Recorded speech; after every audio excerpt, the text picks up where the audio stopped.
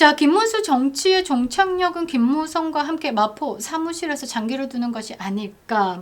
반갑습니다. 김영희 TV입니다. 자, 윤석열을 팔고 한동훈에 줄선 정치. 이건 뭐 점수 주기도 아깝죠. 지금까지 자신의 정치 인생을 한 방에 버려버린 것이다 라고 저는 보는데요. 김문수 전 장관 왜 이렇게 악수를 둘까? 참 안타깝습니다. 왜 김문수 전 장관의 말은요, 늘 다음 판을 노리는지 묻지 않을 수가 없는데요. 이건 신사다운 정치 아닌 겁니다. 좀 더티하다라고 보는데요. 정치는요, 말로 평가받는 것처럼 보이지만 실제로는 말이 아니라 반복된 선택의 궤적으로 심판을 받습니다. 한 번의 실언은 해명으로 넘길 수 있습니다만 이렇게 계속된 반복을 보인다라는 건 실수가 아니라 정치 철학이죠. 최근에 김문수 전 장관의 발언과 행보를 보면요, 이제 뭐 더 이상 오해나 뭐 전략적 판단이다라는 변명으로 덮기에는 어려운 지점에 도달한 것 같습니다. 늘 중요한 국면마다 이렇게 비슷한 선택을 하고 비슷한 위치에 서 있었다라는 거죠. 선거가 다가오면 원칙을 말하고 표가 필요할 때는 단일화를 약속하고 지지층의 감정을 자극하고, 그러나 막상 결정적인 순간 오면 약속은 회가닥 뒤집어지죠. 책임을 분산시키고 언제나 다음 판을 준비하는 위치로 이동을 합니다. 이게 우연은 아니다, 패턴이다 라는 거죠. 그러니까 신사답지 못한 정치 패턴. 자, 김문수 전 장관이 사실 뭐 이렇게 던진 말들 보면서 또 뜨악했었는데요. 당을 걱정하는 충언처럼 보이지만요, 사실상 그 말이 나오는 시점, 그 말이 향하는 방향, 그리고 그 말과 동시에 움직이는 세력들을 함께 놓고 보면요, 질문은 하나로 수렴되는 겁니다. 한동훈과 손을 잡았죠? 우리 당의 아주 귀한 보배다 라고. 이런 보배가 또 어디 있겠냐, 우리 보배를 자른다 라고 하는데 다른 데 나간다 라고 해도 우리가 영입해야 될 사람인데, 지금부터 내년 지방선거 때까지 우리가 계속 사람을 영입해서 모으고 찾고 하나로 뭉쳐야지만 이길 수 있는데 한동훈이 내치면 안 된다, 이 말의 진짜 목적이 당의 안정을 위한 걸까? 진짜 지방선거의 승리를 위한 걸까? 우리 당 이야기하면서 보배 이야기를 하지만 이거는요, 장동혁 당대표 체제 흔들겠다, 비대위 전환시키겠다, 그 국면에 내가 또 한 자리 차지하겠다 라는 계산이 묻어나왔다라고 저는 생각합니다. 자, 김문수의 정치 이력 찬찬히 돌아보면요, 단 한 번도 정면 승부의 길을 오래 선택한 적이 없는 것 같습니다. 언제나 판이 불리해지면 연대, 단일화, 비대위 이런 단어들을 등장시켰고요. 문제는 그 과정에서 항상 희생된 게 당의 신뢰, 지지층의 기대였다라는 겁니다. 자, 김문수 전 장관의 최근의 발언, 행보의 시간, 순서대로 정리할 필요가 있어 보이는데요.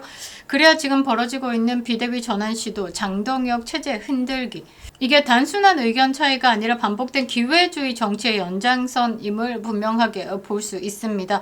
자, 한동훈은요, 가족을 동원해가지고 당의 여론을 조작하고 그것을 언론으로 넘겨가지고 당심과 민심을 왜곡해가지고 윤석열 정부를 흔든 겁니다. 가족 드루킹 사건이다 라고 제가 말씀을 드리는 거죠. 이거는요, 뭐 조사뿐만 아니라 수사의 대상이 되는 겁니다. 그리고 이준석처럼 당의 제거 대상이다 라는 거죠. 그런데 그런 한동훈을 보면서 보배다 라고 하면서 선택을 한 이 김문수의 선택, 그 선택이 누구를 배신했고요, 지금 당원과 민심의 역풍을 맞고 있는지, 그것에 대해서 하나하나 짚어보도록 하겠습니다. 구독과 좋아요, 멤버십 가입은 영상에 큰 힘이 되고 있습니다.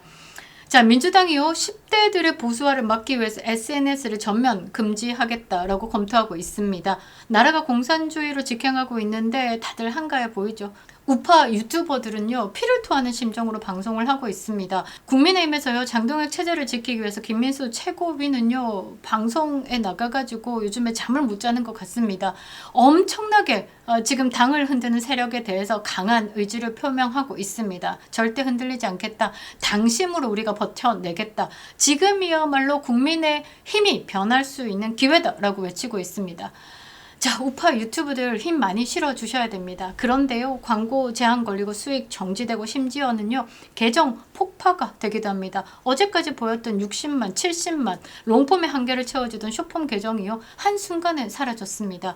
여러분들의 좋아요 한 번, 댓글 한 줄이요, 이렇게 막힌 알고리즘을 뚫는 유일한 무기가 되고 있습니다.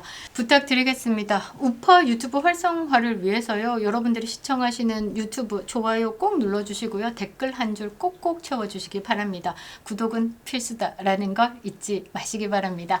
자, 그리고 김영윤TV 멤버십 가입으로 응원해주시고 지지해주시는 모든 분들께 감사드리겠습니다. 감사합니다. 자, 지금 사실 그 우파 유튜브 단합 엄청납니다. 전한길 대표가 지금 한국으로 오시는 게 위험해서요. 외국에서 방송을 이어가고 계시는데요. 진짜 애국자입니다. 여러분들 구독 많이 눌러주시고요. 방송 많이 시청해주시고요. 그래야지만 우리가 다 같이 사는 길입니다. 제가 국민의힘을 보면서 좀 답답한 게 뭐냐면요. 지들만 잘 살면 된다라는 생각으로 국민들을 신경 쓰지 않고 있습니다. 지금 거리에 나와가지고 정말 외치는 젊은이들 그 열정 아닙니다. 절규입니다. 절규. 대한민국 자유를 지키겠다라는 절규거든요. 그런데 그것을 무시하고 금배지 유지를 위해 가지고 지금 이렇게 야합하고 있는 걸 보면요. 사실 너무 싫습니다. 정치가 너무 싫습니다. 그런데요. 이렇게 방송을 하는 이유는 뭘까? 국민들에게 많이 알려야 되겠죠. 진짜 진실된 방송으로 지금 상황을 알리면서 우리가 장동혁 체제를 지켜야 된다라는 그런 절박함도 있기 때문에 제가 방송을 하는 겁니다. 사실 이 정치판을 보면 병날 것 같습니다. 어떻게 이렇게 추잡한 생각들로 대가리 속에 가득 찼을까? 이러면서 국민 눈높이 말하고 있고 국민들 뭐 민심 어쩌고 저쩌고 중도파리 참 구역질 납니다. 청년파리도 구역질 나고요. 중도파리도 구역질 납니다. 우리 국민들은요, 다시 영광을 찾기 위해서, 다시 자유를 찾기 위해서, 자, 눈물이 나는데요. 자, 이거 제대로 우리가 한번 보자라는 거죠. 자, 지난 조기 대선 때 기억 다시 소환해 봅시다. 하루하루 피 말라가는 우리들 무시하고요. 그때 김문수 후보는 단일화 약속으로 표 모았습니다. 윤어게인을 외치는 우리 절박한 심정을 이용했다라고 봐야 되겠죠. 단일화는요, 뭐 배신으로 돌아왔습니다.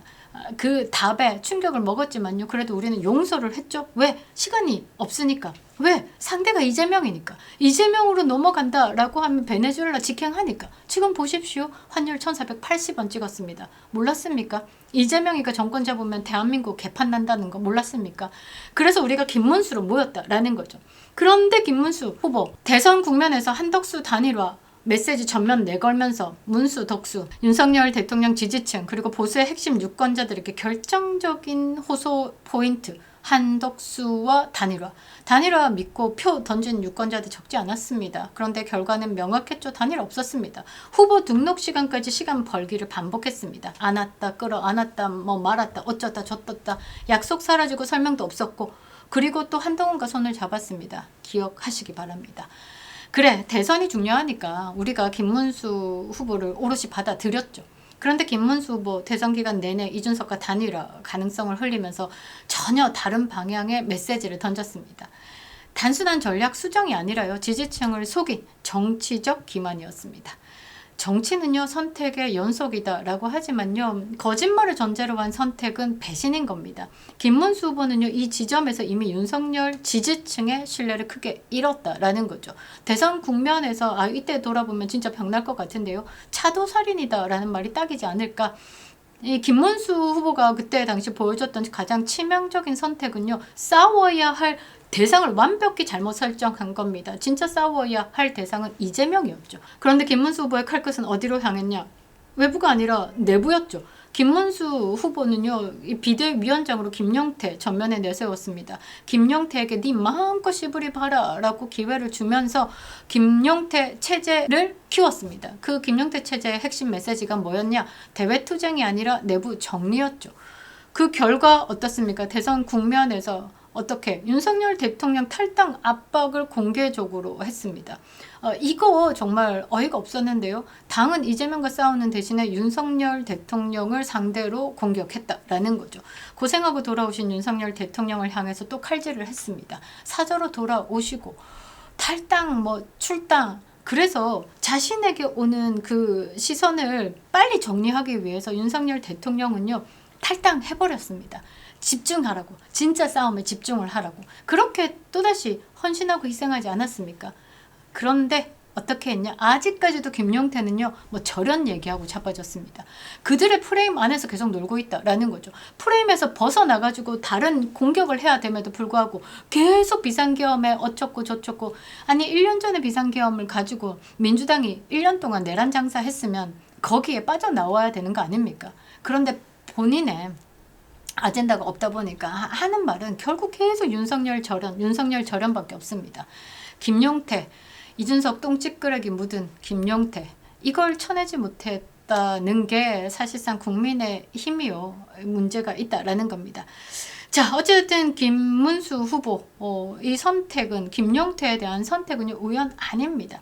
그러니까 김용태 정치 방식을 그대로 가지고 와서 그대로 김문수 후보가 허용했다라는 건 이준석 정치의 연장선을 인정했다라는 거죠. 내부 갈등 전면화시키고 지도부 흔들고 언론 플레이로 판을 키우고 조중동이 김문수를 막 다루기를 바라는 거죠. 조중동이 좋아하는 올드한 방식 그대로 해왔다라는 겁니다. 이게 중도를 흡수한다? 웃기고 자빠졌죠. 그 결과가 대선 국면에서 국민의힘은 하나로 뭉치지 못했고 김문수는 이재명과 싸우기보다는 당 내부의 균열을 확대하는 데 결정적인 역할을 했습니다. 자, 대선에서요 41.15% 지지를 받았습니다. 이재명은 50% 넘지 못했죠. 국민적 열망이요 김문수로 터진 겁니다. 그런데 본투표에서는 김문수가 승리를 했고요. 사전투표에서 이해 못할 뒤집기가 있었습니다. 문제 제기를 외치는 국민들을 외면한 채 어떻게 됐습니까? 결과 발표 전에 김문수 후보는요. 그냥 승복하고 빤스런했습니다. 그래서 이름이 뭐냐? 김승복이다 라고 조롱받기 시작했습니다. 대선 패배 이후에는 또 어쨌냐? 갑자기 철봉에 매달리면서 그 매달리기 몇 번 하더니 당대표 선거에 나왔습니다. 쓰레기통에 다시 들어가지 않겠다라고 하더니 쓰레기통을 뒤집고 나타났죠. 그러고 한동훈과 연대했습니다. 여러분 기억나시죠? 한동훈이가요 당대표 선거에 못 나왔습니다. 어차피 전당대회 나와가지고 박살날 거 아니까, 그렇게 되면 또 자기가 스크래치 날 걸 아니까 안 나오고 뒤에서 어떻게 김문수를 조정했죠. 한동훈 표를 흡수해가지고 당권을 잡겠다라는 계산이 깔려가지고 김문수 후보가 어떻게 한동훈을 올려치기 하면서 폭망한 겁니다. 참담하게 망했죠. 김문수 후보가요 사실상 대선 후보였음에도 불구하고 당대표 선거에서 장동혁에게 밀렸다라는 건 완벽히 뭐냐? 당원과 민심이 김문수가 반복하는 이런 정치 행태에 대해서 간파했고 더 이상 용납하지 않겠다라는 답을 낸 겁니다. 그럼에도 김문수 전 장관 멈추지 않고 있습니다. 지금 다시 한동훈 세력과 손을 잡고 비대위 전환론을 띄우면서 장동혁 체제를 흔들고 있습니다. 진짜 괘씸한 포인트가 이거다라는 거죠. 시시때때로 별을 보는 김종인 할배가 지금 활약을 못하고 있습니다. 왜? 이준석 똥 제대로 묻었죠. 칠불사 코파던 사건과 직접적으로 연결되어 있으니까 몸을 좀 사리는 것 같은데요. 비슷한 할배가 나와서 또 입을 털어 제낍니다. 누구냐? 조갑재. 자, 뭐라고 했냐? 당 변화는 일반적으로 구체적으로는 장동혁 체제를 와해시킬 수 있는 힘이 있답니다. 웃기죠? 이걸 속보로 다뤘는데요. 한번 읽어드리겠습니다. 조갑재, 김문수, 한동훈 맞손, 장동혁 체제 와해시킬 수도. 언론이 속보라면서 띄우는 이유는 뭘까? 뭐겠습니까? 김문수 대선에서 40% 받았던 사람인데 국힘 바로 잡겠다라고 나서면 변수가 생긴다. 바꿔서 비대위로 가든지 이렇게 해야 된다. 성공할 것으로 보인다라면서 조갑재 이야기를 담는 이유는 그렇게 만들겠다라는 겁니다. 조갑재 또 뭐라고 얘기했냐? 간단하게 이야기하면 윤석열의 불법 계엄을 비호하고 부정선거 음모론을 주장하는 사람은 당원 위반자다. 대한민국 국민의 반이요. 뭐 지금 계엄이 정당했다라고 이야기를 하고 있죠. 계엄은 정당했습니다. 계엄이 있었기에 오늘이 있는 거고요. 오늘의 계몽이 있는 거고요.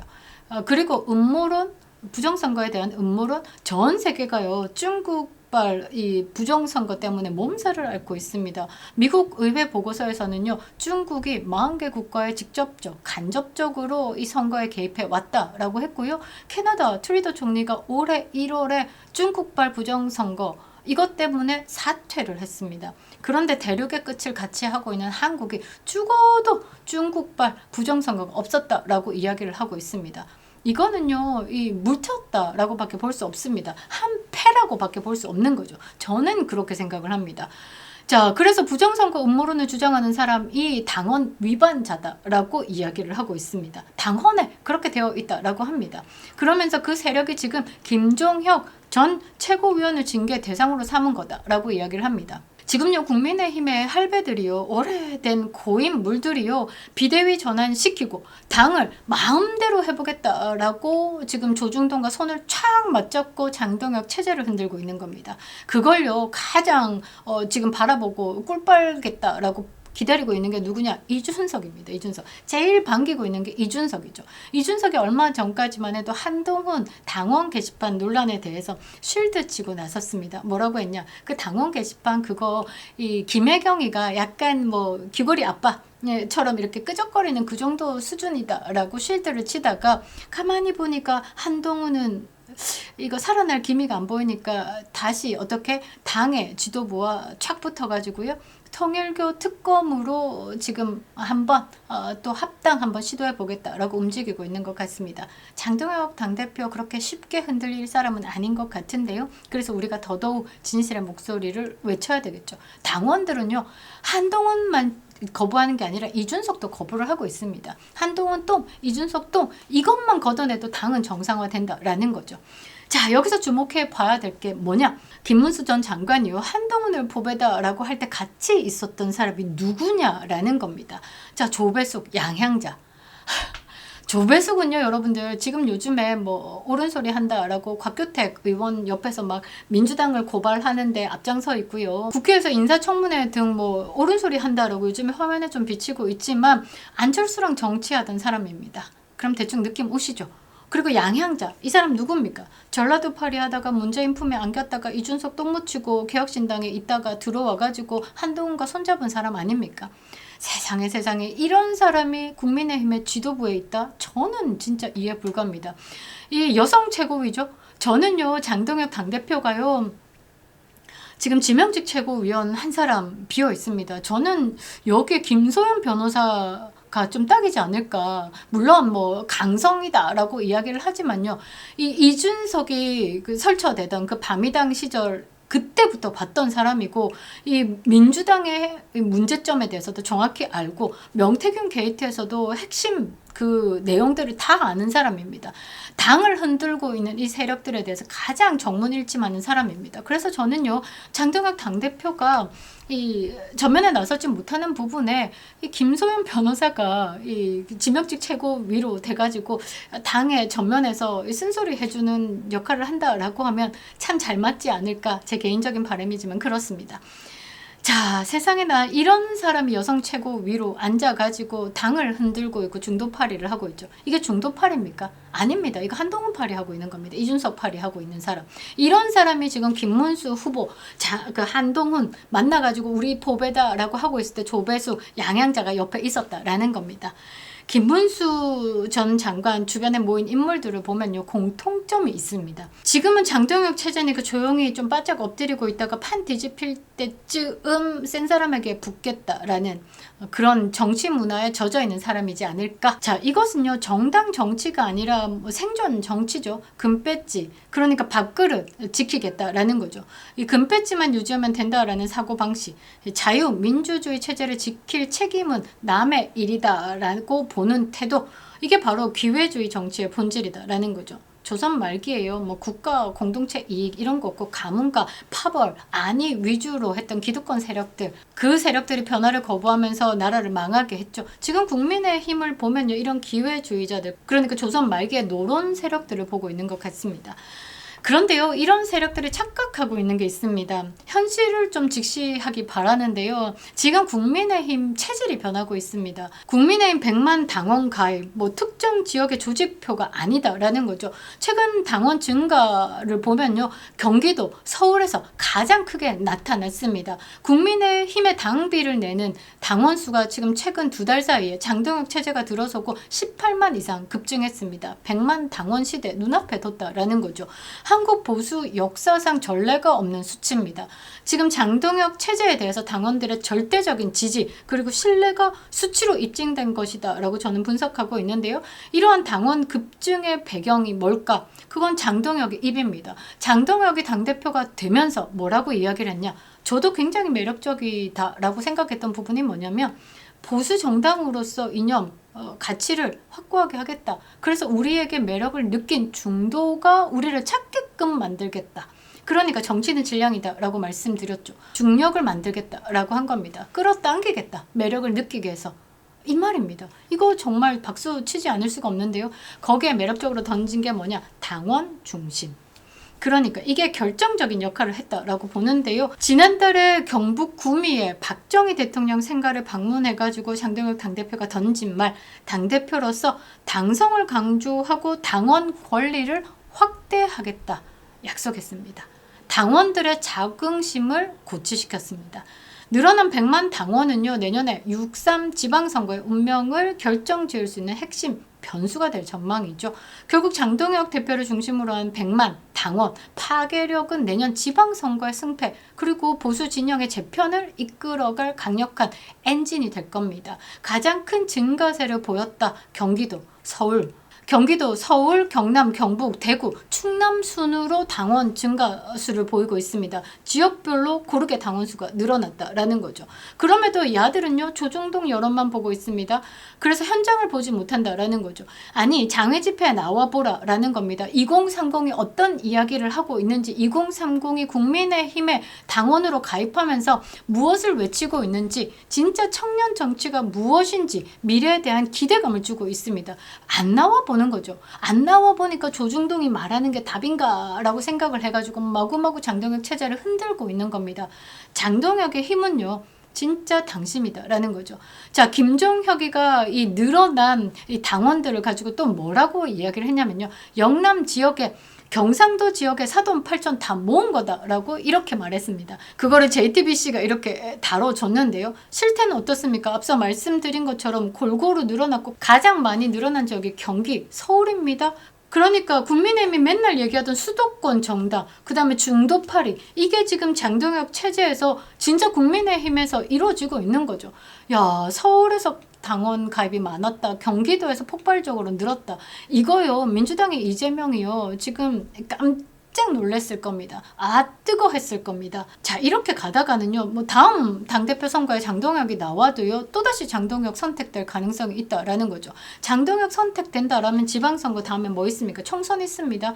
그렇게 되면요, 김민수 최고위, 장동혁 당대표 이 콜라보로 완벽히 당원 중심의 국민의힘을 만들 수 있고요. 그리고 국민의힘의 진짜 청년 정치가 시작될 수 있다라는 겁니다. 결론은 이미 나와 있는 겁니다. 친한계 언론 플레이가 100만 당원 앞에 참패로 끝났다라는 거죠. 자, 김문수 정치의 종착역은 김무성과 함께 마포 사무실에서 장기를 두는 것이 아닐까. 김문수 전 장관은 한동훈을 선택한 대가를 톡톡히 치르고 있는 겁니다. 보수 진영의 상징의 인물로 한때는 이재명의 부패와 상대되는 그 청렴함으로 국민들을 흔들었던 인물입니다. 그런데 지금은 반칙과 야합, 배신을 반복하는 정치인으로 기억된다라는 거죠. 한동훈 똥물 튀면요, 이렇게 되는 겁니다. 이준석 똥물 튀면요, 정치 인생 날아가는 겁니다. 윤석열 지지자를 속였습니다. 내부를 향해 충질을 했고요. 선거 때마다 강한 쪽에 기대려고 했습니다. 정치에서 가장 큰 죄는 뭐냐? 배신입니다. 김문수 전 장관님, 그 대가로 정치적 신뢰를 거의 소진해 버렸다라는 거죠. 원칙 없이 줄만 서는 정치는 결국 버림받게 되어 있습니다. 한동훈과 손잡은 김문수 전 장관이 스스로 그 결말을 증명하고 있는 것 같습니다. 한동훈 똥 묻으면요, 답 없습니다. 이준석 똥 묻으면 답 없습니다. 그러니까요, 국민의힘에서 이준석 이름을 살짝 숨기고 지금 활동하는 정치인들 많습니다. 왜? 그거 아닐까요? 똥 묻으면 끝난다라는 걸. 우리들은요, 기억해야 되는 겁니다. 여러분들이 기억이 흐려질 때마다 제가 반복적으로 영상 만들도록 하겠습니다. 그립다 윤석열, 김영은TV였습니다.